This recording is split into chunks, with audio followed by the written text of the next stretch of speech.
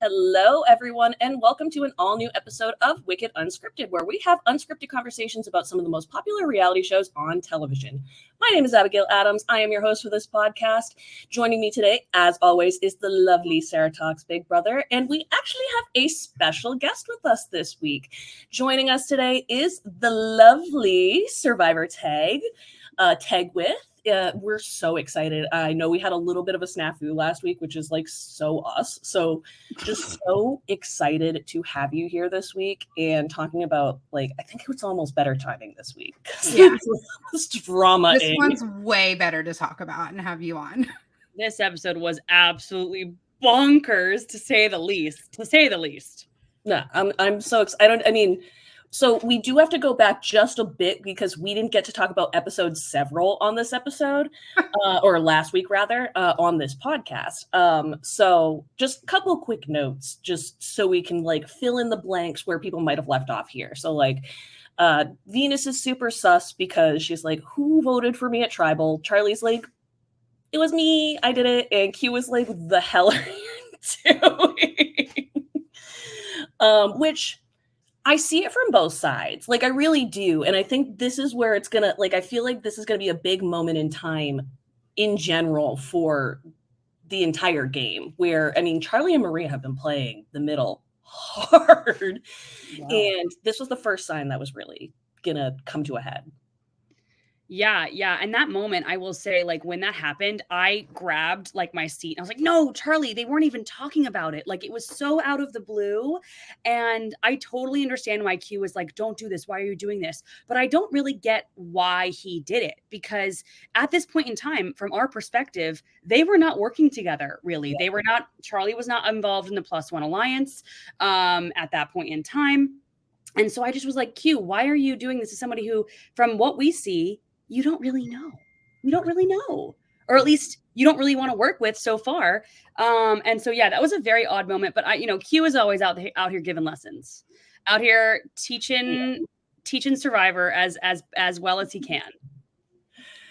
That is the nicest way I've ever heard anybody put that. So, I mean, there were so many choices in episode several. And in this last episode that we're going to be talking about in majority today. But I when Charlie opened his mouth, I was like, what are you doing, my mans? By the way, to Charlie, happy Tortured Poet Department Day. We are all celebrating.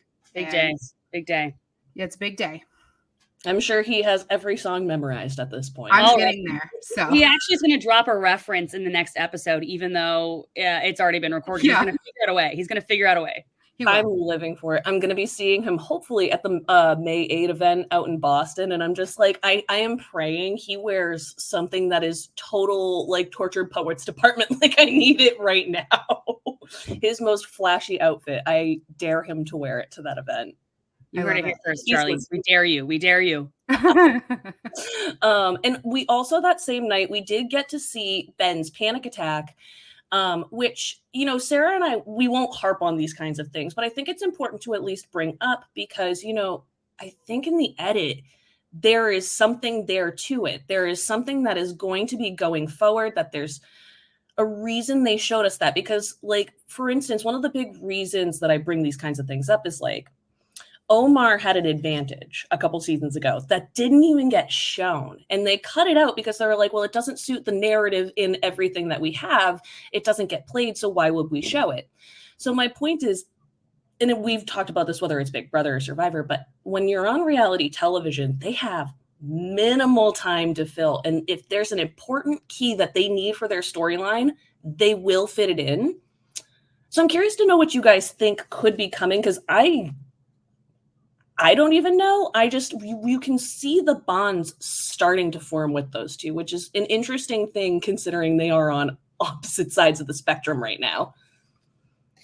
Yeah, absolutely. Like, that was a very, number one, I think in New Era Survivor, now we have 90 minutes, so they're able to show a little bit more. But in New Era Survivor, I feel like Jeff is really like wanting to show more human moments of the players. But you're totally right. They do this for a reason.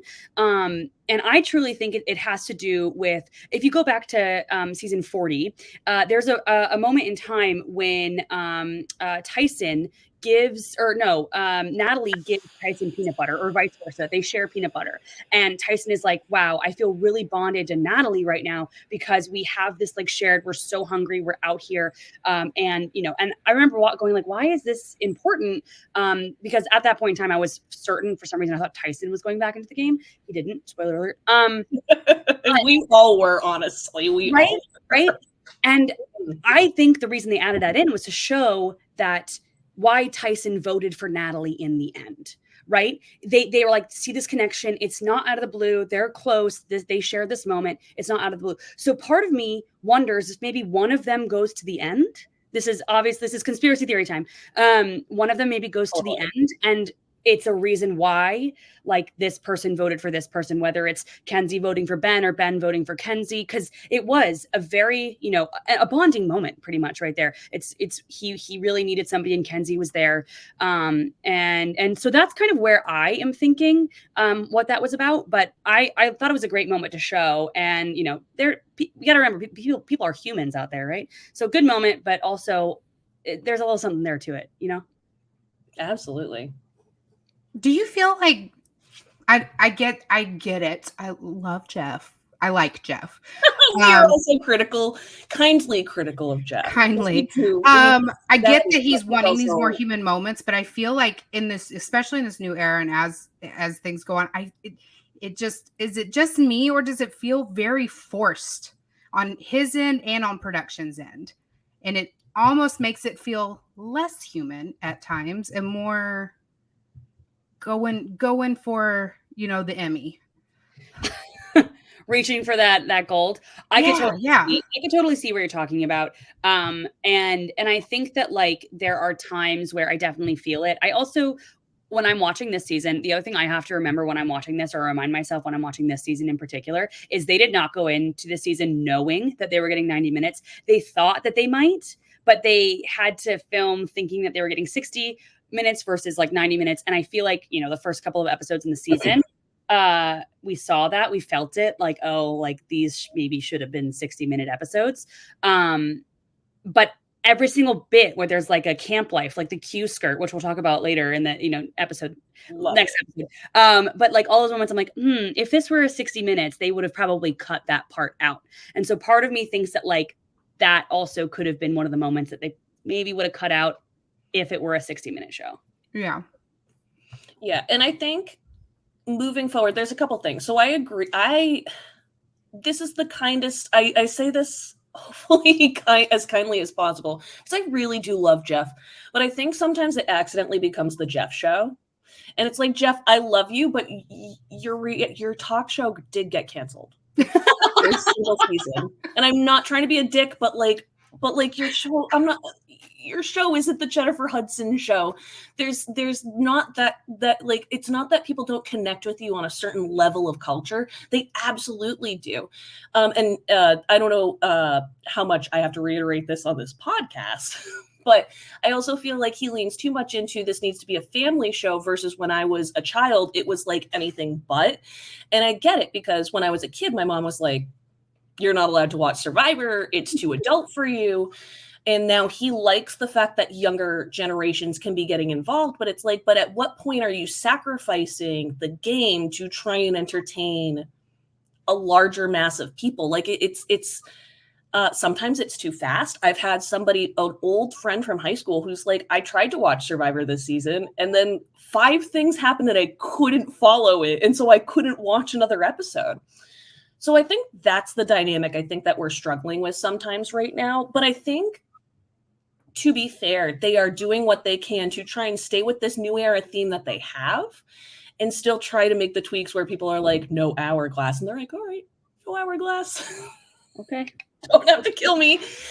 Glad I'm actually not mad that the knife didn't come out this time but like, so a piece of me wasn't mad, but a piece of me was also disappointed, because I was like, oh, all that buildup for nothing. That was the part where I was a little sad. Yeah, I do love the knife. The knife is camp. I love it. It's ridiculous. And I was upset. I don't live tweet. I live Instagram story. Because I'm not good at Twitter. I'm a talker. I'm a yapper. It's not I fun can't. sometimes. I try to live tweet, but I'm really bad at it because ADHD. And so Yeah. like by the time I finish a tweet, I've missed 5 things and then I'm having to loop back. And sometimes I'm staring right at the TV and I still miss things and having to loop back. So I Literally. try. Abigail's much better at it than I Oh, am. no. I live tweet and I I miss have to things mute and you then I have during to the episode rewind. so I don't get spoiled. No, when I live tweet, people will be like, "Did you see this thing?" I'm like, the thing, the what? And I have to rewind during commercial, and I'm like, "Oh shit, how did I miss that?" That was the biggest life hack, though, for a Survivor fan. I mean, I guess television a fan as well. I was unplugged for a while. Like I was dealing like with like all the streaming services. Yep. The best thing that has happened in my life was we got YouTube TV in our household, so we're still technically just uncorded or whatever it is.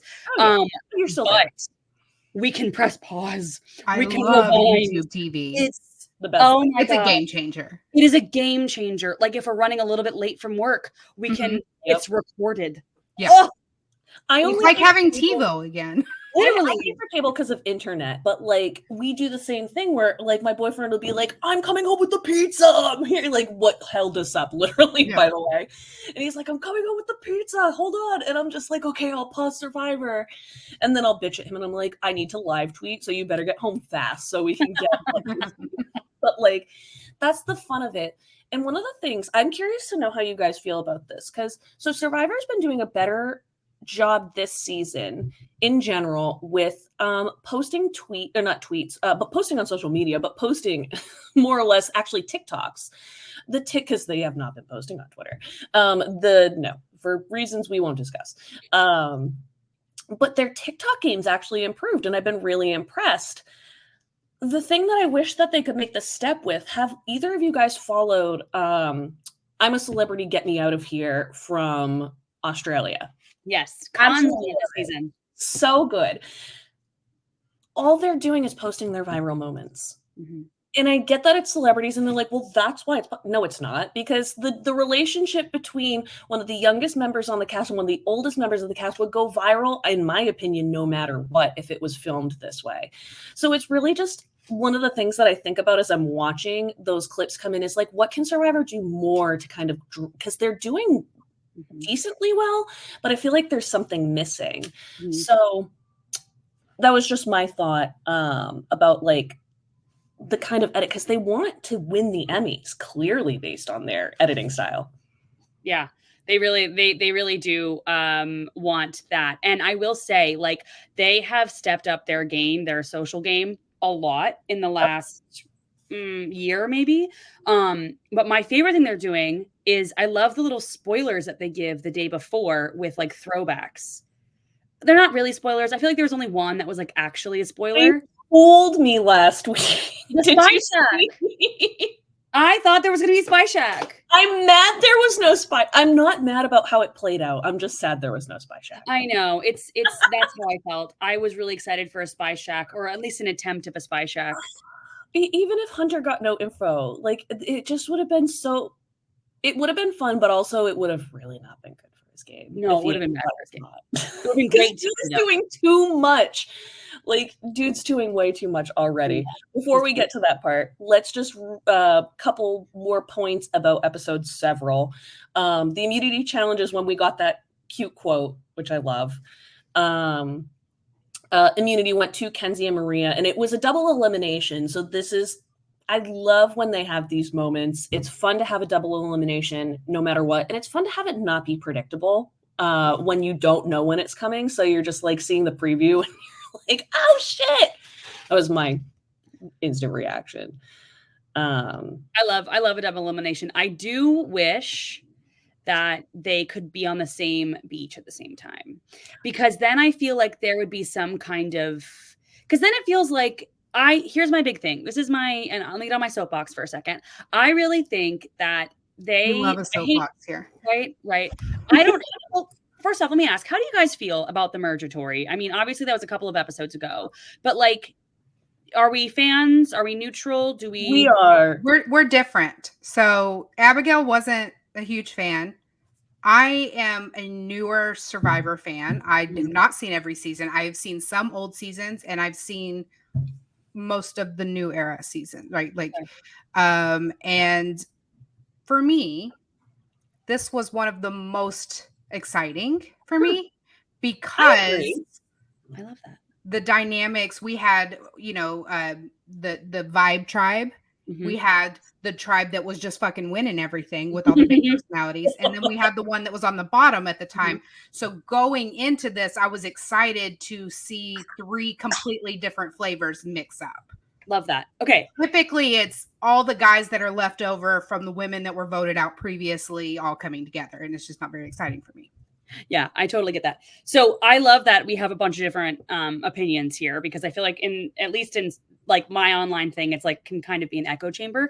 But my big thing about the merge-atory is I just wish that they would just do a swap, because a tribe swap would be maybe not exactly the same, but similar. And it could be done, it could have been done like the episode before the fake merge-atory or the fake merge. And it would have been like 3 episodes of a swap. And then my big thing is I love when everyone can hit the beach and actually start playing together. Yeah. But when in this like new era, when you don't know when the actual merge is going to happen and when you can actually start playing with these people, you're still kind of playing a tribe divide, like a divided by tribe game. Whereas I feel like in the swapped tribes, you get different relationships. Yeah, I love that. And so I just was like, it could have been 3 episodes of a swap tribe. There could have still been a double elimination. Like it could have been 2 tribals going to tribal council and 1 person voting off one of each, and only 1 person one tribe got immunity. And I just, I think this is my audition for production to just hire me. I'm the same way with Big Brother. I spend all Big Brother season saying this. Let me tell you how to do your job. Okay. Yeah. No, but straight up, actually, this is the podcast. So if anybody's listening, CBS, I dare you to hire any one of us. Hire her first. No, I love that. And I get, like I said, I haven't seen a lot of older seasons, but one I have seen, of course, was Rob Sesternino's. And that was one of the most exciting parts to me. Like the whole season was great, but I'm just saying, like, when it shook things up so much, I would absolutely love a tribe swap pre-merge. Yeah. They do. So one of the things that I thought about, and I hope Teg, I don't know if you've thought about this, one of the things I wish they would bring back, they've literally only done this like maybe once, was in Gabon, which you and I have been talking about. Love Gabon. Gabon is one of the most underrated seasons. People say it's the worst. I'm like, you didn't watch the season. Bye-bye. Tell me you don't have taste without telling me you don't have taste. You don't like Gabon. Like, I get mad when people are like, but it was clearly Fong losing all the time. And it's like, but there was entertainment to it. There was drama. It wasn't just like, hey, we're all going with the same thing. But so, one of the things, what were you talking about? We were talking about Gabon. Oh yes. So I have ADHD brain farts every episode on here. So we run this risk. This is that time of day. Our meds are way gone, and everyone's along for the ride. But so anyway, so with the Gabon thing that I was going to bring up, what I loved that they did is that they had the hierarchy where they were like, go rank your tribe, put them from like most valuable to least valuable. Bob is the most valuable person on his tribe, is the last person picked. And I've always loved Bob because he's from my area. He's a Maine guy, and my mom is from Maine. So I'm just like, I love you so much. I love Bob. He's a king. Live for that man. I saw him for 2 seconds at the Boston event last year, and I was just like, I would die. Oh, Ted, you gotta come to Boston. I know I should come to Boston. Evie's there. I gotta come to New York City too, anyways. So I'm coming to New York City. I'll be in New York in May, and I saw someone in the comments saying there was a Chicago event. Yeah, I'll be in Chicago the first week of June. Oh, too late. Chicago's this week. Okay. Well, there's also Rob has a podcast is also doing a Chicago event in May. Yeah, I'm going to that one. Very exciting. I've had a lot of people talk about the Atlanta event. I just couldn't swing it this year, but like I hear nothing but good things about the Atlanta event. It's so my God. Ron Clark knows how to throw a party, let me tell you. He's fun. Sarah, you got to go back to that. Like, because that is like the peak of the switch for Survivor too, which is like really, really big. Mm-hmm.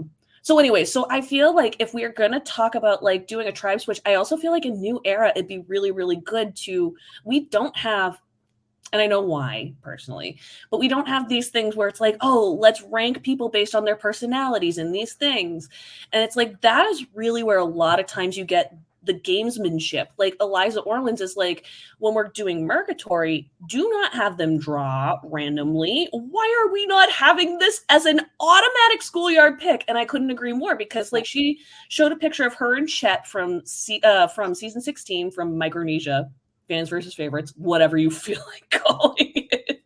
But they're both standing there by themselves at the end, right before, I think this was at the tribe swap right before the merge, and they're both just being like, derp, well, I guess we're the last. And it fuels what somebody's game is going to, how somebody's going to play their game in the future. And it feels like an accidental cop-out where it's just like they want to try and make it even as possible, and then they, by trying to make it even, made it so uneven.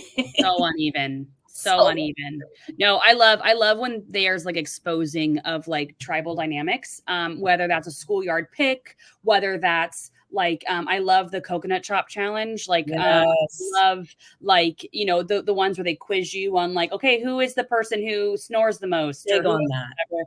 I love those that expose those, you know, I love the social game of Survivor. That's the thing that I love. And I feel That's like my bread and butter.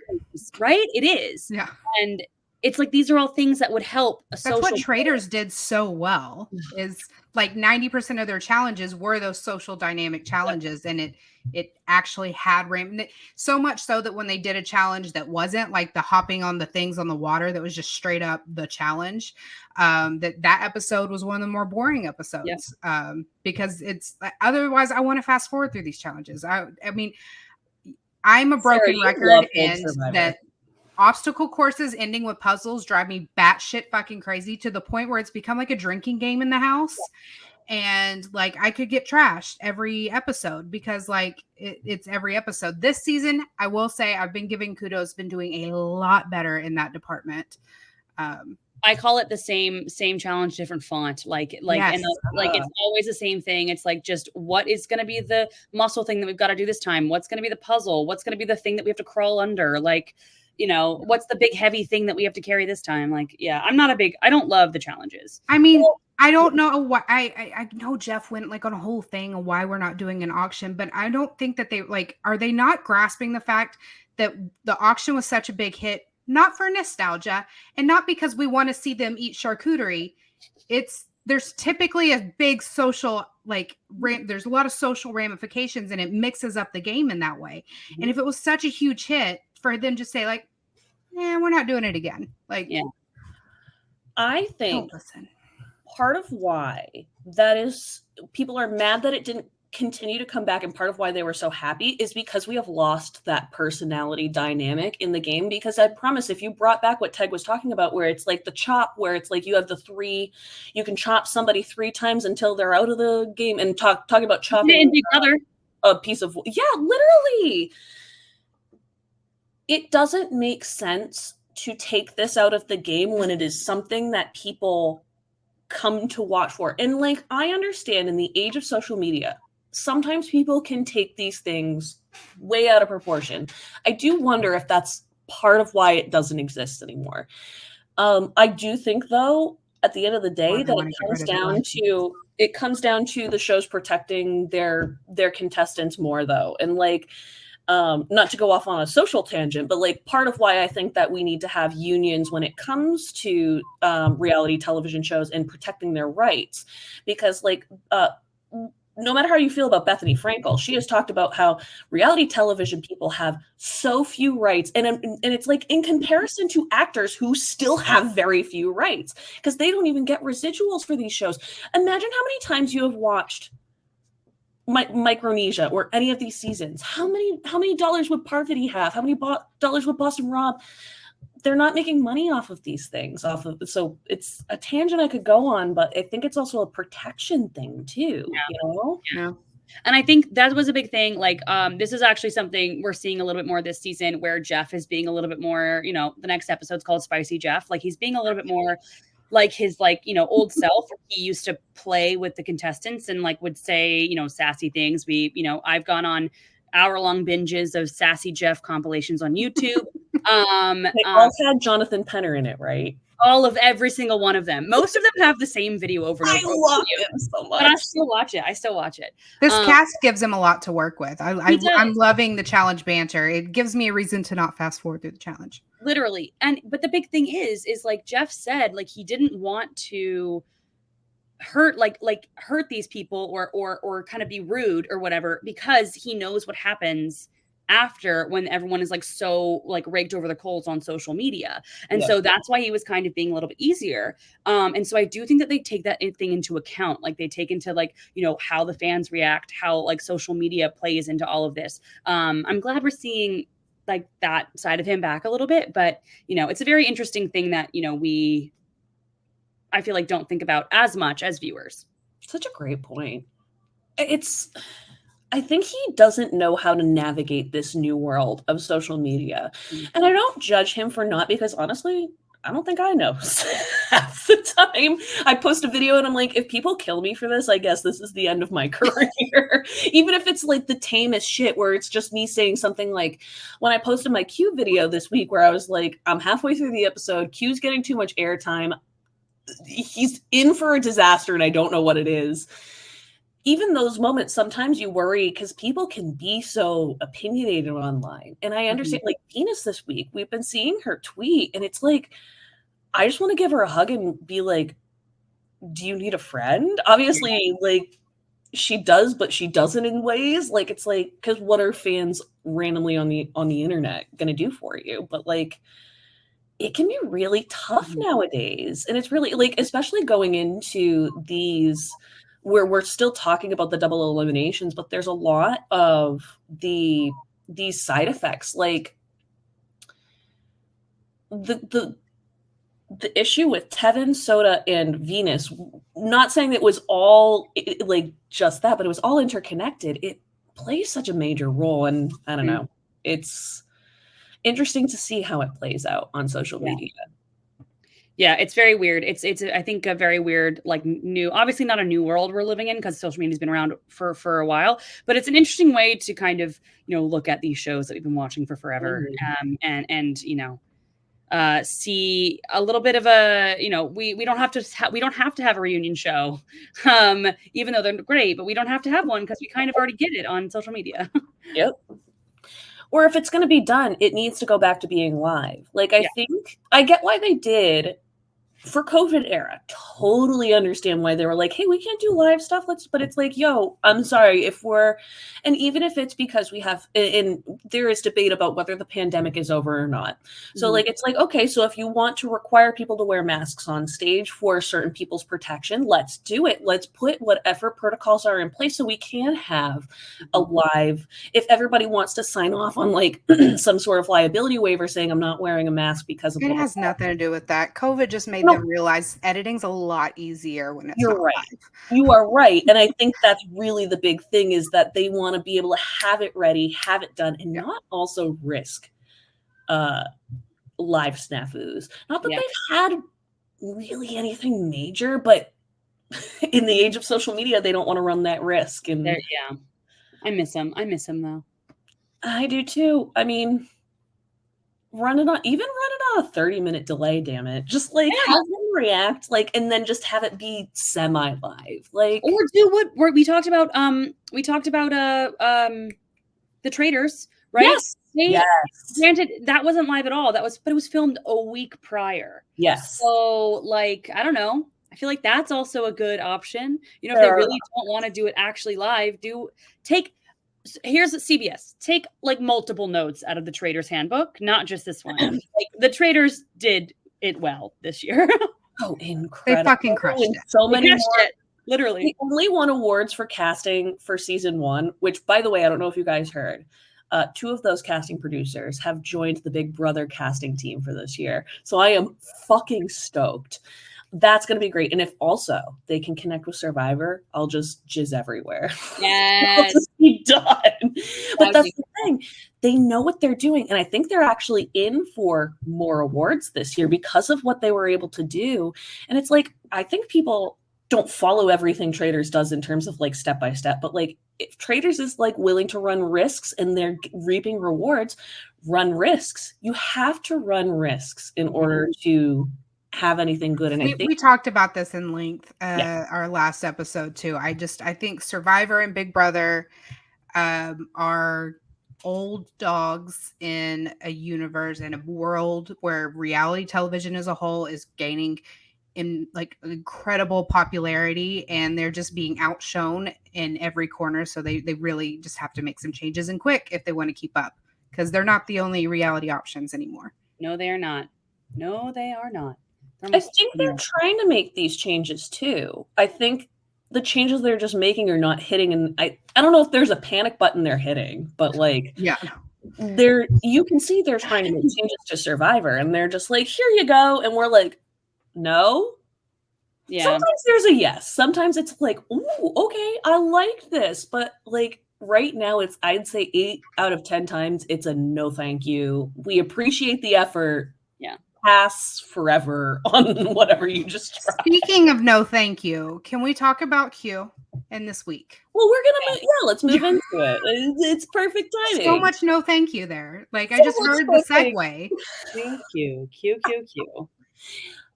I think it was with best intentions. I really do. I think he just doesn't hear himself sometimes. As a Texan, I'm just gonna give Q, a bless your heart and live for that. I think I heard Brandon Donlin say on another podcast, I think he was on The Specialist. He said, and I agree with him, that he thinks that Q is the best casting Survivor has done for a male contestant since Tony. And absolutely. I think Brandon Donlin hit the nail on the head. By the way, we're obsessed with him. I am too. I think that we plug his social media every single episode because we're just obsessed with him. He's one of my favorite people on the planet. He's incredible.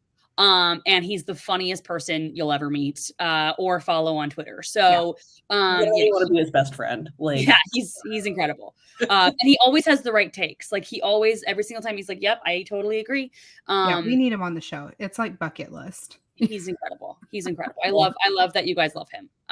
Because he's right. Q is such an incredible casting because, and I would say this for a lot of people on the season. I would say Venus is a great cast. I would say Kenzie's and Tiffany are a great cast. Like, I mean, I would even say Banu was a great cast because say what you will about Banu, people talked about him. Yes. And all PR is good PR. Their first boot is still getting talked about. Yeah. He's getting... People are in my comments pissed. They're like, why is Jelinski still being brought up? I'm like, can you not enjoy it? Can you not enjoy it?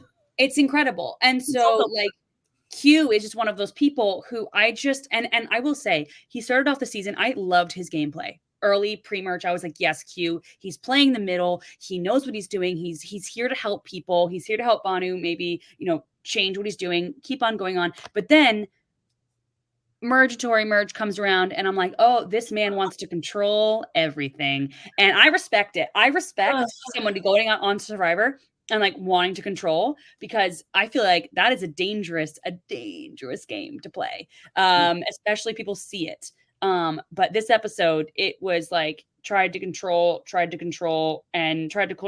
much that he was willing to take himself out to control. Now, this is absolutely hands down one of my absolute favorite things about the social aspect of these competition reality shows. This is actually what I'm passionate about. This is the stuff I live for in Big Brother. That's how I got sucked into this world. And it's this, we call it BB Brain in Big Brother. And I talked about this specifically about Q a few weeks ago, where I was talking about what a great position Q was in, but how headstrong he is.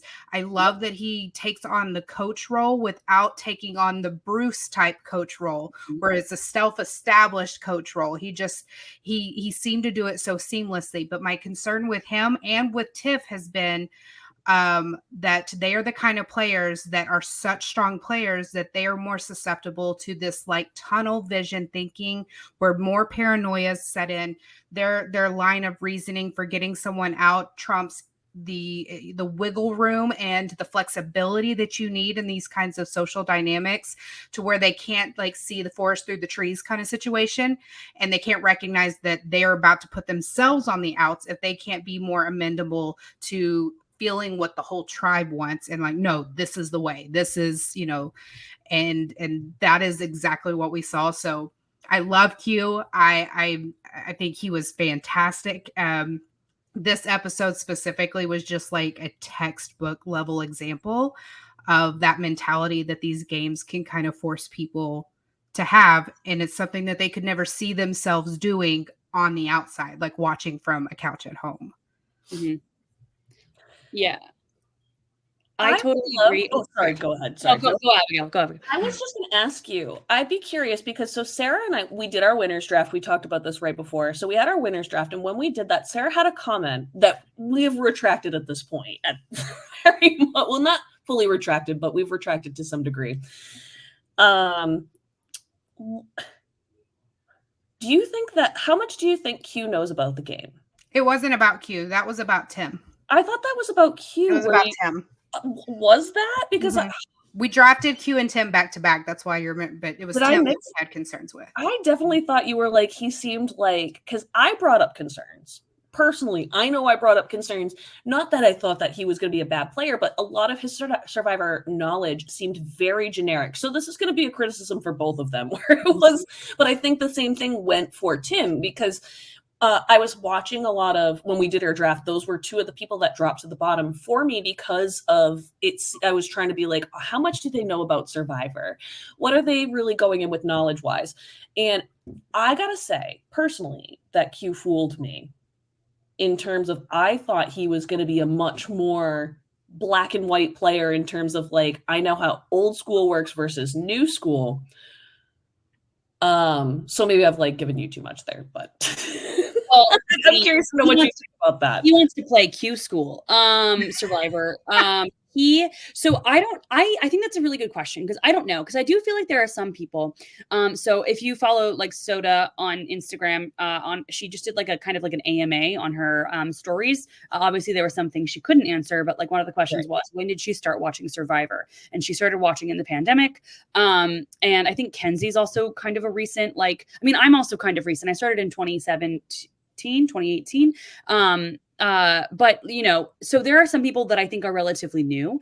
And I could totally see Q being somebody who is like a relatively new, but maybe binged it all, but also hasn't had a lot of time to like think about it all. I also feel like, as I love Banu. I love him too. I think Banu kind of falls into that situation as well, where I think he really loves the TV show, but I don't think that he, you know, I don't really know how much, you know, Survivor knowledge is. He went into his first tribal mouthing Jeff's words, and I thought that was the cutest fucking thing I've ever seen at tribal. I love until he started just shooting himself in the foot. Yeah. So, I don't know. And here's another thing. Like, it's so easy. Like I always say this, like, it's so easy to be a Monday night quarterback or whatever they say, or a couch backseat driver, whatever you want to call it. Coach backseat driver. I want that as my new nickname forever. I love that so much. But I just think that, like, I don't know. I could totally see Q as somebody who, you know, watched it kind of recently, but, you know, liked it, felt like he would do well, but maybe doesn't have the most knowledge. But I will say, I don't know, the Aubrey thing where he was like, oh, he knew who Aubrey was. That's number one. But I don't know. I love Aubrey. I would have loved her to win. I loved Michelle win, so I'm okay. It doesn't matter. But she won twice, especially after he got Armageddon out or Advantage Mageddon out. I just feelings. But Lucas. Yeah, I don't know. I think he might have some, but did you guys pick him? You said you picked him kind of low on your. So yeah, I had both Q and Tim, and we're gonna put up this little graphic for anybody who might not know or might not see, and this is gonna have a bit of a spoiler for who is gone for these past couple episodes. At first, Sarah was kicking, like, after last episode. Yeah, Sarah you lost 2 in the double. I know. I was crying because I was like, yo, this is not fair. It's not fair. I was beating you. But no, it's Yeah, I'm It's still fun. kicking a lot of ass. So I also hilariously don't know how I picked Kenzie and Q. I don't know how I have 2 Yanu left. Kenzie is pleasantly surprising me. I love really her. liked Kenzie from the jump, but episode 1, I think it was, where I said she's got that self-proclaimed queen bee energy and people are going to clock it pretty quickly that she's got to go. She got into some trouble. Luckily, there was a med evac situation and she saved her skin, but I think that she's reacclimated quite nicely. Lucas brings up that he loves her bows at Tribal, and I gotta say, her Tribal fashion is on point. I could not. I have a buff right here, and I literally sat here and I'm like, how the fuck did she tie that into the bow that she has? Very creative. They had to have given her an extra one. I will not believe it otherwise. She was given an extra buff. You can bullshit. I just she's a master because literally I just don't know. She's a master. She is. Did you guys have winner picks or did you just have a draft? So we have winner. I have a winner pick. I can't remember. Does Sarah have a winner pick? Well, okay. I drafted differently than I drafted Tevin first, but not because of winner pick. I could absolutely see him going very, very far. I just thought he was more at jeopardy for Abigail snaking him from me. So, but Hunter, I picked Linsky first. So Hunter is my winner pick as far as like going with my gut. I could see him absolutely taking the whole game. But it's between Hunter and Tiffany. And if I have to choose which, I would love to see a Tiffany win. Mm-hmm. So mine has been Maria from the beginning. Oh, I drafted Hunter first. What's hilarious has been, so I drafted, I think you drafted Hunter first. I did Hunter, Tevin, and Tiffany. Those were the ones I was scared of you taking, and then everybody else I was like. Because of the stupid goddamn last name thing where I was just like, I'm so smart. I'm picking the person with the last draft name. Jelinski first. Me up everything. But so... You were not wrong, though. You were not wrong. You said, I'm drafting him because anyone in Survivor that goes by their last name has a history of becoming iconic. And that he did. He is iconic. He is iconic. You're 100%. That sounds great. I think he'll come back when they give them the opportunity to come back. I know he should have been very much on Big Brother. No, I don't want That's what we settled on. We said this in a previous podcast that he should have been cast for Big Brother. Yes. So anyway, so Maria is my personal pick. I did not get to pick Charlie, but I wanted to. And right now, Charlie is really rising in my ranks for postseason winner pick. Like, holy shit. The edits he's getting, they're not big, but they are strategic. It's showing where he is placing himself. And it's feeling like, holy shit, he's going to take it, isn't he? He might not, but I don't know. The edit's giving me something. So, who's your winner pick? Please. Oh, okay. So my winner pick, I was deciding between Tiffany and Kenzie. My boyfriend and I did a live where we kind of on TikTok where we were drafting, and we did kind of do it we didn't do a draft. We did a where we think everyone is going to land, which is so fun to look back on and just be like, how wrong was I? But it's a very fun thing. I love to see how wrong I was. But we decided, or I kind of decided, it was kind of like when you go to a restaurant and you want to order something and then the person that you're with also wants to order it. And so you're like, oh, okay, let me order something else because I don't want us to both have the same thing. I want to hedge our bets a little bit. Kind of did that with winner picks. So Ryan chose Kenzie and I was kind of like, I could go either way. So I just went Tiffany. Okay. And it turns out Ryan went Kenzie because he was going to go Tiffany and he thought that I was going to choose Kenzie. So we kind of swapped winner picks. But that's okay because we're both we got one of them and I genuinely feel like one of them could win this whole thing. Yeah. And I would be ecstatic because the furthest my winner pick has ever gone is Owen, and we all knew Owen was not going to win very early on in the season. So Owen, the furthest my winner pick has gone. The closest I ever got, and I will say this, Lauren Ashley Beck, I chose her in 38, 39. And obviously she didn't go to the end, but if she had gone to the end, she would have won the whole damn thing. So the end. Not saying that she did, but like I hate that she doesn't get that credit because like it's like I know it wasn't final 3, but like she got to fire making. Yep. I get losing there. I think I've always had that issue with the distinction, and not saying that you are wrong at all. No, I agree. I get you. I like because like when we're talking about end, for me in my brain, end is like you made to the final episode.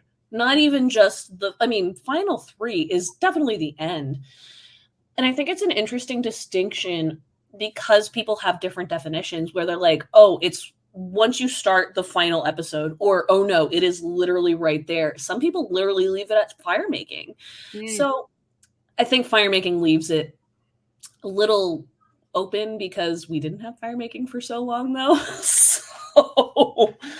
But it is really a fascinating Fire making social dynamic to me. Yeah, I would like to do away with fire making. I saw to bring back no fire making, like please. I saw an April Fool's joke where they were like, Jeff has said that fire making's not coming back for the next season, and I just wasn't thinking, and I jizzed myself. I was like, oh my god! I can't believe I used that phrase twice in an episode. You did. You did. It really wasn't intentional. It's a lot better than the episode where you talked poop the whole time. So it's Tim. It's Tim here. Facts. But I was literally just like, I was so turned off. And so it's just one of those moments where it could be a nicer moment. I lost all train of thought because I'm thinking about the poop episode. I just can't get my mind. But hey, in this episode, we got poop talk too. We did. Lisa, she hasn't pooped. You do. So we need a poop counter for Bachelor in Paradise literally evacuated somebody on day 10 because she hadn't pooped in 10 days. That's all I can think about is like, would they do that on Survivor? Because they're really like, you didn't poop in 10 days. They had, well, Bruce on something got evacuated because he had an upset stomach, but he hadn't pooped in a long time. And so Bruce on, what was it? It was I forget what season, but it was like near the end too. Yep. And it was a poop related medevac. But it was like, I think like day 25 or something. But I'm so worried for Liz. I know. I will say she's not eating a lot. Was that co-wrong? No, I think it was before that. It must have been. Co-wrong was. I say that because co-wrong had every medevac under so the many medevacs, sun. Like 9. I mean, I'll never. But I don't think maybe. But either way, it's an unfortunate way to go out. I also since we're talking about it, heart broke for Randon because we were talking on the episode he went out. Can you imagine what him and Venus would be doing? Yeah. I'm screaming because it's just not his fault, not even Medic's fault. They did the right thing, but I'm just mad because it's they were so close to being, I think, the powerhouse of the season, being your JT and Steven, and it was gonna go everywhere. It would have been so good. I think about that a lot. Well, so what cues things in this episode? It was we talked about how oh my god, what was the first one? The hide and seek one, though. We hadn't talked about that one. I loved the hide and seek. We talked last week that we that was a prediction that they were going to play hide and seek. But his reaction to it was embarrassing. It was a good idea, and then he was just I'm going to take this in the total wrong direction, and it's a choice. He and Venus were really looking into they were getting a psych degree over people's placement of hide and seek. They were what does it say? Were they an only child based on how they hid? That's kind of what I was getting. Now here's the thing. The thing about you to make Rorschach paintings in the sand and what do you see here? Wait, this is a kind of a side note. I'll save it for later. But about the hide and seek, the thing that I love about Survivor is that a person can paint a target on anybody for nothing. Sorry, I apologize. I saw a mouse in my apartment. I saw your face and immediately I went, "It's a fucking mouse." She's been having issues. Oh no! Just give me a second. Can I just go check my bathroom real quick? Yes. I saw him running there, and I don't know where he went. I've been having mouth issues in this apartment. That's a you problem in an hour. Okay. That's not... If you guys want to keep talking, please feel Yeah. free. I will be right back. Oh no. No. That is never Okay, good. so you were saying? Oh yes. So I think like in Survivor and in these like social games too, like it's not just Survivor, but anyone can paint a target on anyone based on literally anything. A lie, be like, she looked at me the wrong way, he breathed at me the wrong way. And so I will say, I think that it's very interesting that Q is like, okay, they hid really well. So, this is going to be, telling of whatever, because if he's able to convince people or if Venus, and after this episode, I don't know that he could, but in a world in which, he doesn't like pretend to quit or whatever, or actually quit. I don't know. Oh my God. It was wild. But in a different world, I do think that he could be like, somebody brings up the name like, hey, Ben, I'm getting kind of iffy vibes against Ben. And then he could go, well, I've been actually thinking about that for a while because I don't know, he won hide and seek. And I know that was just a game, but like, it just seemed a little bit too competitive and like all of this stuff. And so I will say, anything in Survivor can be used as ammunition. And so I just kind of think that like, I think it was a little bit of a stretch, but I have seen people get voted out for less on Survivor, So I do think it's a stretch, but I do think it's something that he could like, in theory, in a different world, bank and be like, oh, somebody brings up a name that, whatever. Hunter, great. Oh my God, Hunter, he climbed up that tree, blah, blah, blah, blah, blah. Get him out. You know what I mean? It was a stretch. It was a very silly moment, but to play devil's advocate. I mean, he was just, I felt like he just needed to get like a good meal and a good night's sleep in him, because it was just starting to feel between that and then like when they're talking about who they're voting for, and then there was all that drama and his like scramble of it all, and then shit, not even to mention like what he did at tribal council. It was just the craziest tribal council I've ever seen. Yeah. I know I haven't seen all the seasons. No. I can't imagine them being more confusing and what the fuck than that. That's a top 5. That's a top few. Oh, yeah. Totally. Yeah. Totally. I've seen drama. I've seen yelling. This was not that. That was like, I couldn't. I remember writing WTF on my notes, and we're talking in the Discord, and I was like, I don't even know how to talk about this on the podcast because I don't know how to explain what the fuck happened. Yeah. And then how do you explain it in a video on TikTok when you're like, let me gather my thoughts, except I can't. Like, that's literally what I said. I was like, I don't know what just happened. You tell me. I had, I think, 3 videos. No, not even 3. I had 2. So I had 3 videos in total. I had 2 that I ended up deleting from my drafts because I'm like, I'm not going to reiterate everything I've said about Q, but I posted my first one that night and I was just like, this is good enough, I guess. But it's like, what I do like about Survivor right now is there is so much going on that it keeps you entertained to some extent, but I do just wonder like when it becomes too much, when like you don't want to, because again, to my friend who like watched and she was like 5 things going on at once. I'd like to follow, but I can't. And so it's not that like no one wants drama, but it's like, how does it sew into the show and the editing? I think the editing's been doing the best they can to keep up with all these storylines. And to Teg's point, I think especially for a season where they weren't necessarily filming for 90 minutes, I think they're doing a really good job. Mm-hmm. The concern is if they continue 90 minutes, which I think they really should if they form the game right. The problem is I don't necessarily have trust that they're going to form the game right. I don't mind the 90-minute episodes with this cast. What I feel like they're not taking advantage of is this cast. We go into tribal and we've clearly missed very important pieces, and we've clearly missed very important conversations where minds have changed. We see all these conversations about one person, they go to tribal and vote somebody else out. Give me the actual meat in those 90 minutes. Like, give me the social, tell me what these people are actually talking about. Don't try to say that it's going to be a good episode because you're going to be so surprised. I don't care that I'm surprised about who goes home. I care that I am not confused as to why they did. Mm-hmm. That's the biggest statement. I was really upset. Well, not really upset, but I didn't love when in this past episode. So this is both episodes, several, and also hide and seek. when Tim got voted out, right? In that episode, Tim was saying like, okay, so I guess we're going to go Hunter. And he was, talking like, let's vote out Hunter. And then we find out in the next episode that Tim and Ben are actually best buds, and they actually have a name that they share. Like I forget what they call themselves, but like they had like a ship name basically of two of them that they called each other.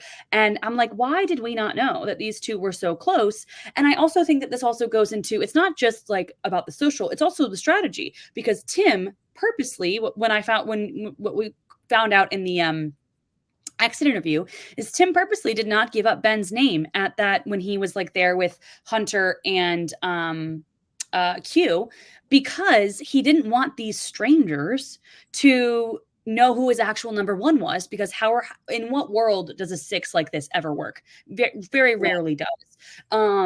So, I think that that's also like, we could have used a confessional being like, yeah, so I gave Maria's name because I didn't want them to actually know that Ben is my real number one. We're actually best buds. We call each other this. And then when Tim gets voted out, it's even more of an emotional like tug on our heart, because he was trying to save Ben. He was throwing out somebody else's name. And because he didn't go with the 6, that's what ended up getting him voted out. And his best friend saw it all happen. So it's like, that is a moment that we really could have used, or a dynamic that we could have like at least had known more about, Absolutely. And like my frustration is really like how I'm trying to find the words for it, because there was room for it. It's not that there wasn't room for that. Instead, they were like, they showed Tim, and I've talked to Sarah about this, where it's like, Tim was just like, I have no plan. I have no strategy. And it's like, cool, I get that that's the point, but he said that multiple times. Why can't you fill in at that point where this relationship is going? And like, I think part of the concern is maybe that like we don't have enough background, and it's like, we don't need to know everything about Tim and Ben's relationship to know that they were going to be paired. We could see the outlines. Why don't you just give us the 90 seconds? It doesn't even, I don't think it even would take 90 seconds. All he needed to say was, Ben's my number one. Literally the phrase number one on Survivor goes so far.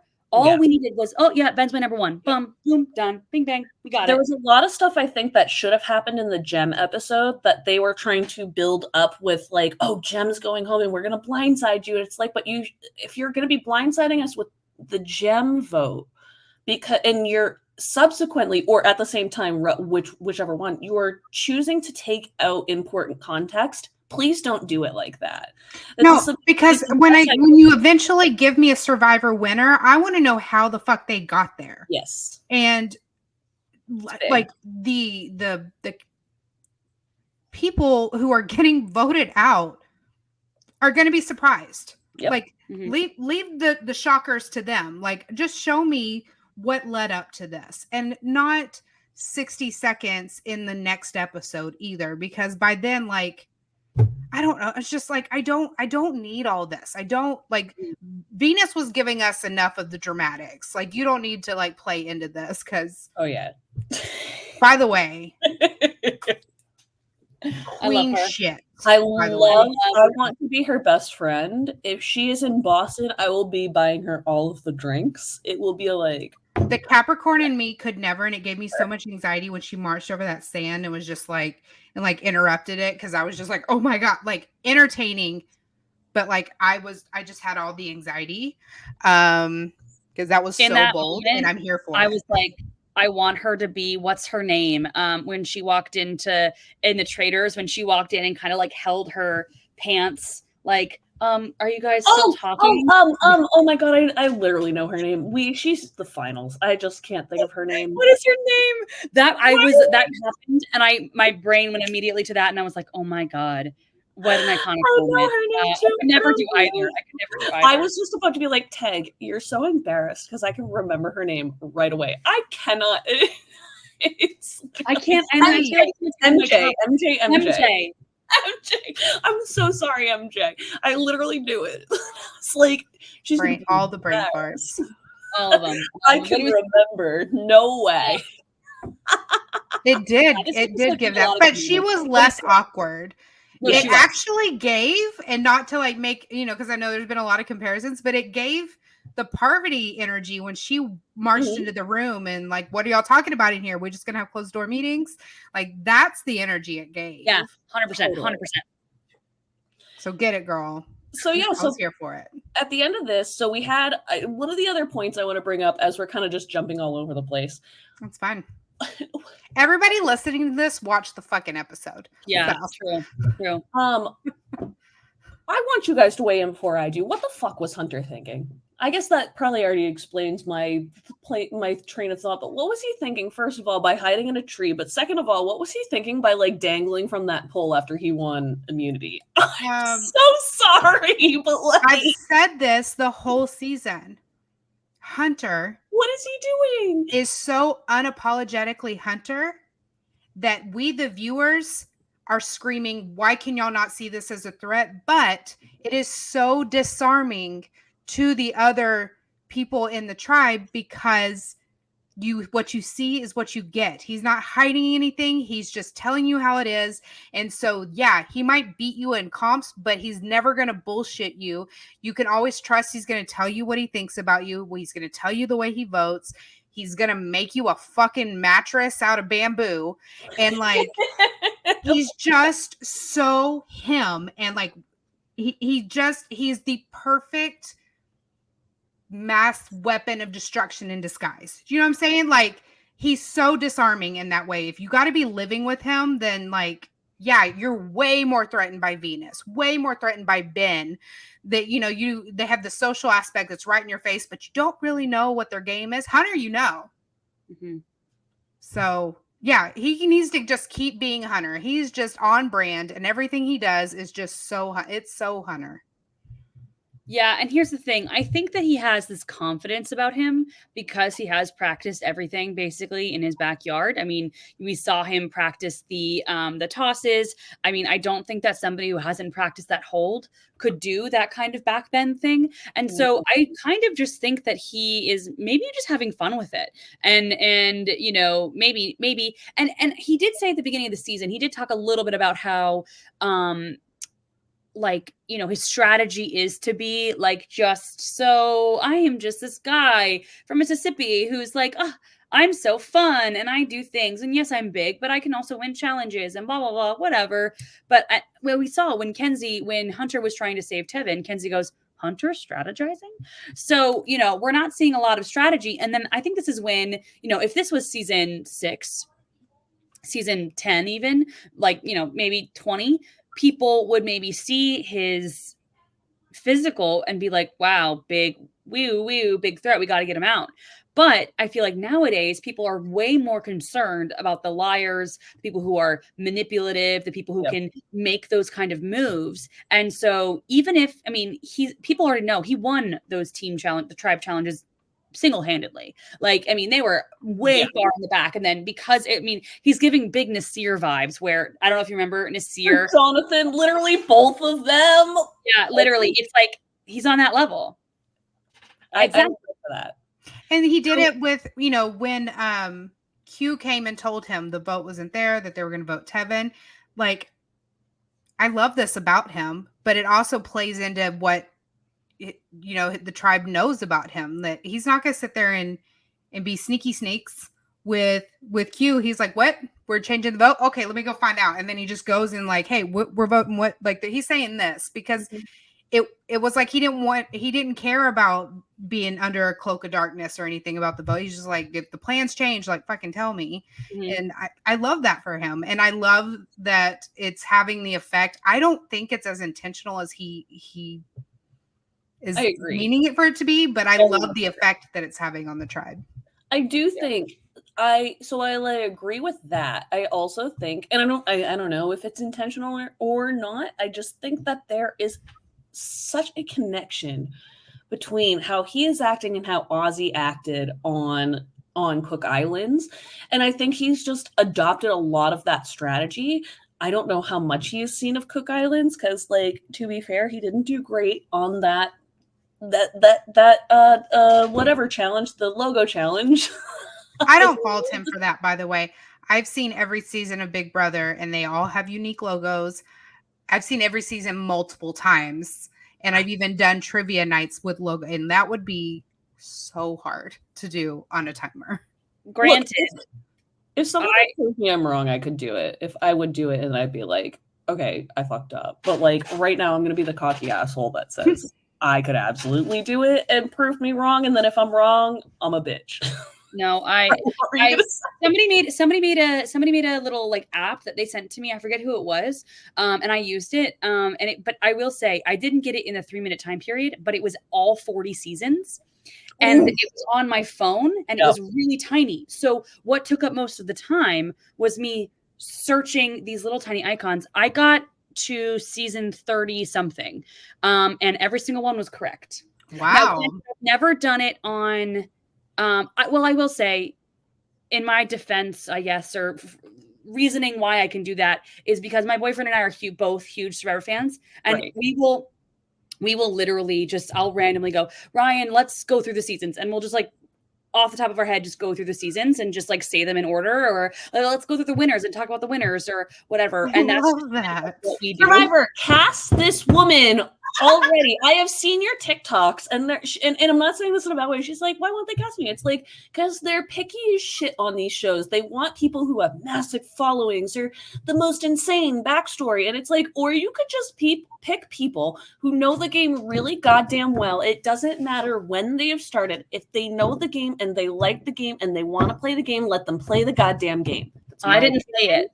CBS, I didn't say it. It wasn't me. She did not say it. Yes, I said it. It was me. I said it. Please, I'm begging you. If I were on my knees right now, please.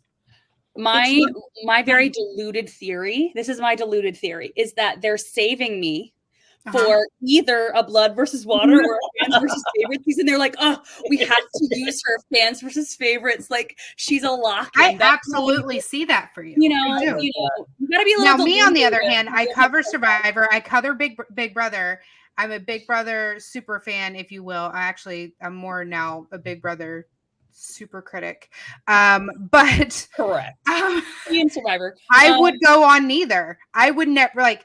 My IBS could never on Survivor, and my bad back and all these other things. But then on Big Brother, my anxiety could never. You have water. You just have aqua dumps. You don't have to worry. No. There's no wiping involved. That's not my journey. But if you walked wrong, you would understand you're not the only person who struggles with pooping in the ocean. I promise. Well, no, I have dietary concerns. We saw that when I lost the Big Brother draft and I lived as a have-not for a week. Slot damn near killed me. You also had COVID unexpectedly. So that was just the worst combo of oh my God, everything under the sun. This is my first season of watching Big Brother was last season. I will be watching this season. Suri can get me to do basically anything. Like what? Very much likewise. And I ended up, I didn't love it, but I could see that I would like it in maybe other seasons. Please watch season 10. That's the one. Everyone is like, watch season 10. And I think the other one was like 17 or 13. 13. So 16 is a big one. 10 is a big one. 13, the other, there's 12. like debates. So 7 is an all-star season. 8. Oh, 8 is huge. 8's her favorite. So 8's a controversial season. It's very controversial. Very controversial. But I would do Circle and Traders. Those are the two. Yeah, what would you two tag? Well, of any season or of any reality TV show, anything. If I could choose, I would choose Survivor. Is it just Survivor flat? Like my only thing, please just accept. Oh, I would do Amazing Race with Abigail. Ooh. Well, if I would watch that. I could not do the Amazing Race. Shoot me instead. Absolutely not. I'm bad at stick shift and I'm bad at driving, and I cannot read a map for the life of me. So I would stick shift. I can't stick shift. I can. Good. We're solid. I didn't say I could good, but I could get us there. That's fine. You know, the fun thing about Amazing Race is they've had good crossovers with Survivor and Big Brother, and I think I'm sad that like we don't get that in return, because there's some really great amazing race couples on both shows that would do really successfully, where I'm literally like, how could you not cast like a couple, like a long time ago? Do you guys remember Miss South Carolina, who was like the Iraq and such as, and Oh yeah. she was on the season. I'm not trying to drag her for anything. Like, she was a teenager when she did that, but she went on Amazing Race, did really well. It's like, yo, give us more. Like, she's entertaining. Yeah. Why not? Oh, Squid Game's the challenge. I would do that. She loves that shit. They reached out to me last season and they emailed me and they were like, we really want you and your boyfriend to apply, because Ryan's a part of my like he's on my like whatever a lot. Yeah. And we were like, I thought about it. I was like, let's do it, Ryan, let's do it. And Ryan was like, I love you. I do not know that I want to do this.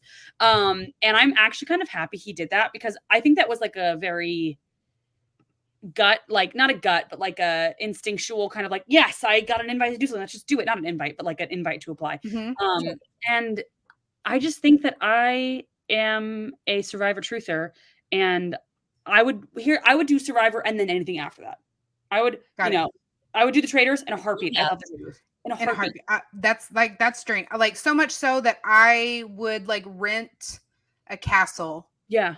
And have my own version because I want to play so much. We have a card game that I've played with my friends that's essentially the Traitors. It's not werewolf or anything. It's called like Witch Coven or something. I don't know. We play Mafia. It's about the same thing. So fun. It's so fun. You know what, a show, there hasn't been another season, but a show that I would love to do, The Mole. But I would want to be The Mole. I love The Mole. I haven't watched the new season that they had on Netflix, but I loved the OG version. It was so good. I love it. I think one of the guys, was there a guy named Dominic on there who was like a black guy? He's fucking hot. And like, I'm in a relationship, but like, that man can get in my pants. I don't know that I've ever seen an ugly Dominic. Like, I saw him on TikTok and I'm like, I love everything. He's like, I was in this role. He was incredible. From what I've heard, he'd be great on a show like Survivor, Amazing Race, or Big Brother. Like, he would kill on Big Brother. Traitors. Oh my God. If Traitors, I think Venus right now, Venus needs to be Traitors' pick from this season of Survivor. Yes, immediately. Actually, I think Q. Let's bring it back to this episode. Put Q on the Traitors. Charlie. I think Charlie would absolutely put Charlie on that show. Those are the three from this season. I would say cast in, and I'm not saying nobody else. I think there's this whole cast choices. Is incredible. That's why I'm excited that we are getting two of the people from the Emmy-winning Traitors Season 1 casting group to cast for Big Brother 26. If they can somehow infiltrate, I think I've talked about it on here enough that I've been blocked by somebody from casting for like, because they did not like my opinions, and that's fair, and I get it, but it's just like there were some iffy casting choices in the past, and it's like, it's not about you, it's about who you're picking, and that is ultimately a reflection of you, and if you don't like that, no offense, but I'm excited they're getting new casting. I just wish they would use that Reindeer Games production crew for this season's competitions. Then ask Sharon Tharp. Maybe we do. And I'm not saying, if we can get the same production group for challenges for that, Big Brother's saved. We'll see. They actually share, Survivor and Big Brother share casting people. The person that has blocked me cast for a bunch of shows. So I'm just like, guess I won't be getting on the show until later, which I could get fucks about. But it's just interesting because there is so much scrutiny, I think, right now around casting. And I think sometimes it can go overboard on social media because I think people will just be like, it's a good or bad, and there's no in the middle. And these casting producers are trying to be like, please see the middle. Yeah. That's all we want. I want to answer Lucas's question, but before we do that, can we talk more? Because I really want to hear what you guys think happened, because we've talked about how confusing the edit can be. But Q gives this, like, falls on his sword again. In making no damn sense. Actually, when Jeff said, like, Is this clear to everyone? And I even said out loud to my TV, no, Jeff, this is not clear to anyone. We have no idea what's going on. But he said that like Q is asking to leave, and then Q's like, no, I'm not. First of all, one, what do you guys think happened? And two, how did we lose Tevin?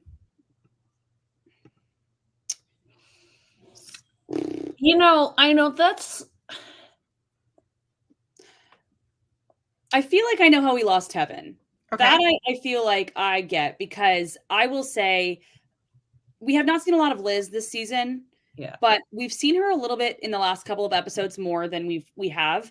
And I think because, and this is, I think, a very interesting character type on Survivor, the kind of unassuming person. She's talked about how much money she has. She hasn't gone out looking for idols. She's very like low key in like a lot of different aspects of the game. And then when she wants to be like, hey, like, let's get out Tevin, people aren't, it'll feel more like, it seems like it feels more like an idea rather than her telling them we're getting out Tevin, because I think that she's kind of laid this groundwork intentionally or unintentionally. That she's a seed planter, not giving orders. Basically. Absolutely. And I think it's because she's playing like kind of low key. I'm chill. Like I'm hungry. Like that's my, that's what I'm doing. And so I think that is a really good way to get what you want. And I think that, she noticed that Tevin was a big mastermind. And so she just is like, hey guys, like, I think that Tevin, he pulled off that soda thing way too well. And I think the way she did it, and everyone was like, okay, bet. Yeah, I see it. And I'm very impressed that it ended up still happening after the craziness at Tribal. I think that there probably would have been something that was cut out, because I really feel like I didn't even see everyone talk at Tribal. But I think I felt the moment with Tiffany and Kenzie, it was like, oh, okay, Q's gone now. Like, well, that just made me poop my pants in general, because I was because the look on both their face. Kenzie's like, when Tiff said like Q outed my idol, and Kenzie's like, oh, okay, and then sat down like, we know what we're doing now. Like, it would just seem so. Well, that I will say that's only 2 votes. And if it were, 5 people left or 6 people left, you only need like to get 1 or 2 people to swing. But if you're moving and grooving at a live Tribal with so many, you got to get so many people to like be like, okay, actually, let's get Q because of this thing that I can't tell you. It's like it's way messier. And so it's like this is, I think what I clocked was, oh, okay, so Q is now on my top of my bad list because of this thing. And now we're gonna figure out what happened after we go, but we've got to finish this because there's just not a lot of time. And one thing about Survivor, Abigail, you probably know this as well, and it's probably the same as BB maybe, Sarah, but the votes are already figured out by the time, right, of course. And it's I feel like very few times in Survivor history has the vote actually changed at Tribal Council. And it's just hard to kind of like, it'll get confusing, but it won't like 100% change, So I feel like I get Kevin. I don't get the Q, why he did that. Still don't understand. If anything, I just like, I don't get why he did it. It's just, I think it probably was a moment of panic where like he's feeling a pile on, and part of my TikTok where it was a little harsh, where I was just like, he plays martyr whenever he feels immediately threatened. And while he had the ability on Yanu to kind of be like, play martyr, play martyr, play martyr, and then all of a sudden, like 30 to 45 minutes later, reel it back and be like, sorry. Just how I felt in the moment, was just ready to go because of all the stress. I get that in that moment, but you cannot reel that back when you are doing that at Tribal Council. And he played the exact same card.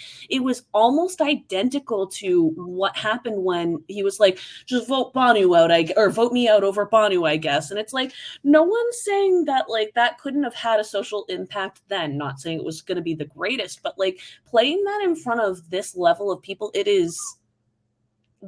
doesn't matter how the vote goes. Even if Tevin had stayed, I feel like no matter what, that would have immediately been the rift that was going to split the 6 that he had created. I personally have a lot, like that situation to me. I know that I have a lot of like,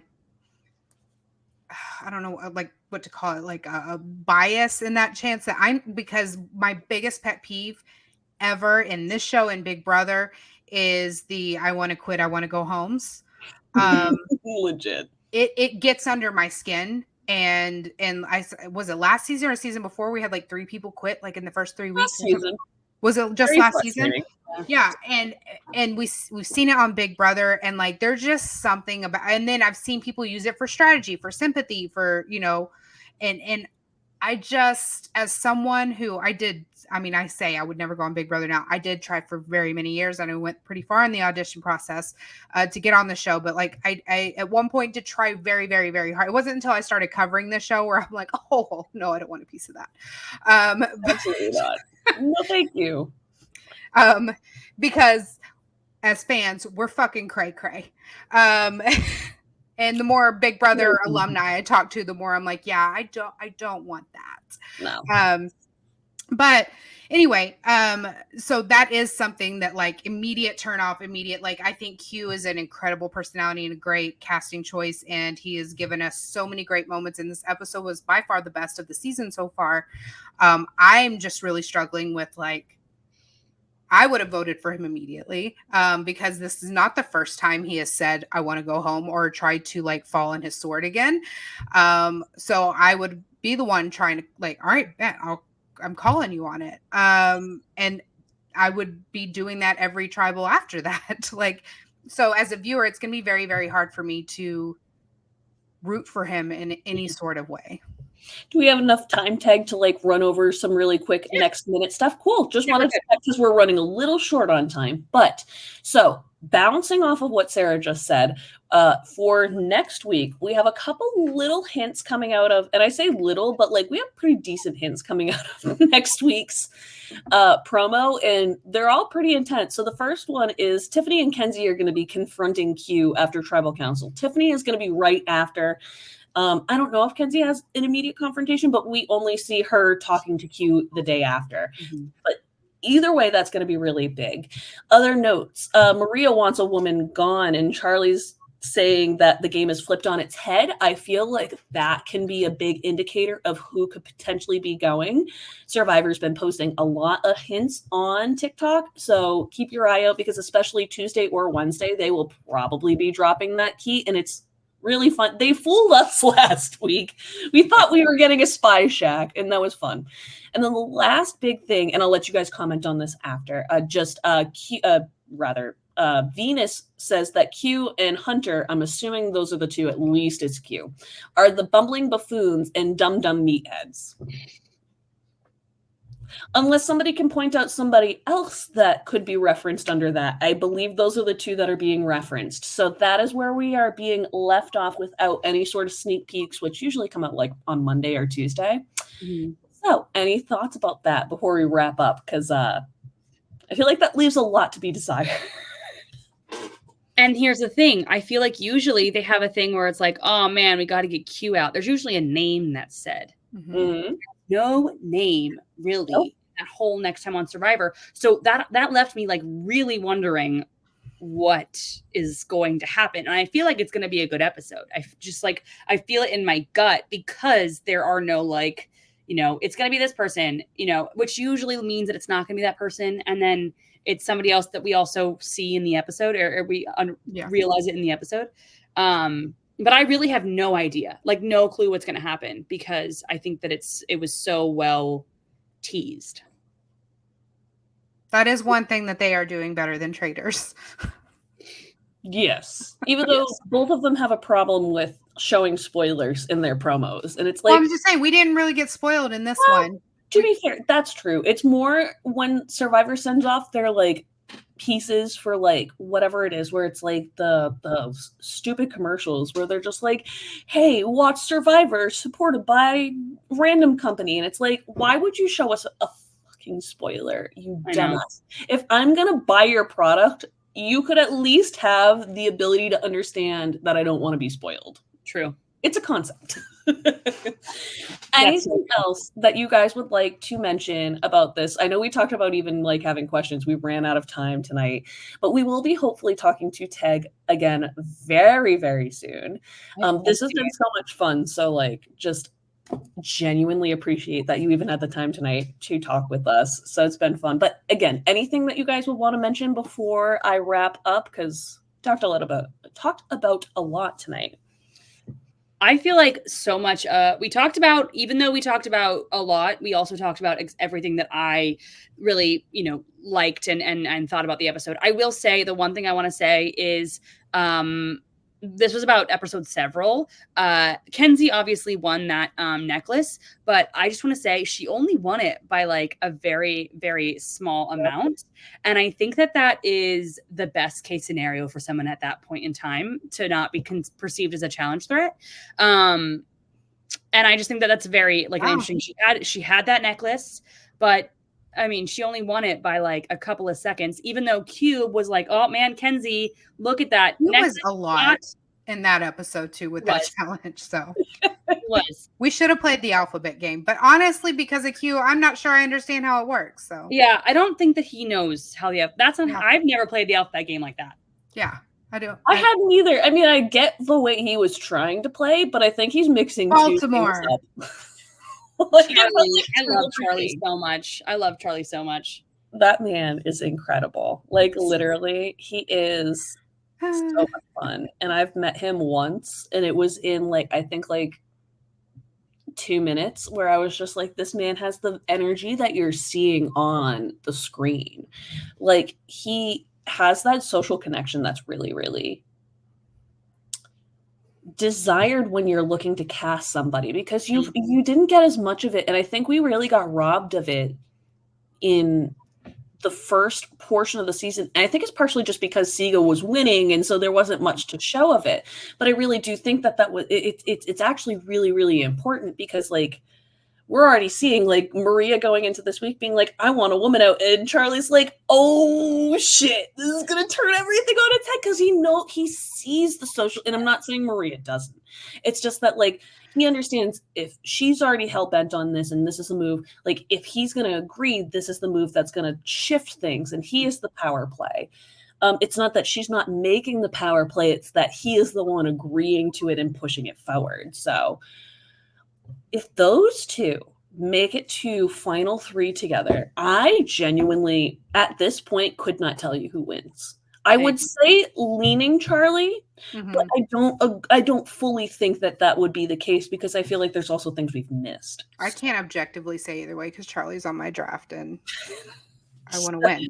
To be fair, I mean, Maria's also my winner pick, so I guess I can't technically say anything. So Sarah, if you want to say anything, you're beyond more than welcome.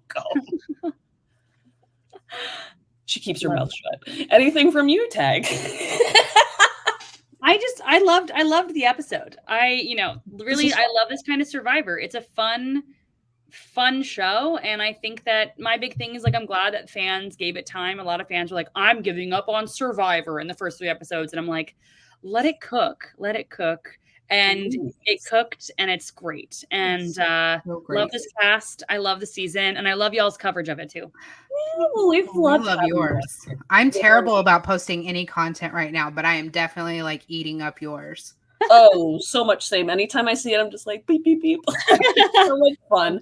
It's really been a blast, and it's really fun because I feel like TikTok's algorithm hasn't been great lately, and so it's hiding people that I'm trying to see. So whenever I see Tag, I'm just like, I'm going to interact in every way. Same with Sarah, where it's just I think reality television doesn't hit as well on the algorithm, and it takes all of our effort to just be screaming into the void. Literally. It is what it is. So kudos to all of us for screaming into the void. But with that wraps up this episode of Wicked Unscripted. So if you like what you hear, don't forget to rate, review, and subscribe to the podcast. If you want to follow us on social media, you can follow Tag at Survivor Tag, correct? It's on TikTok, it's Survivor Simulation. Yes, thank you. Very silly username. That is beyond fine.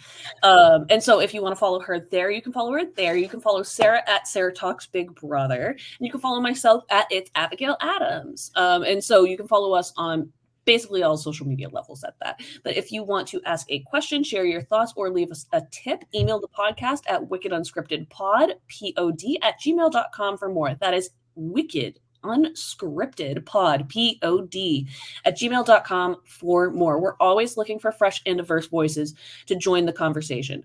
And with that, thank you, Teg. Thank you, Sarah. And we will see you next time. Bye. Bye. Bye.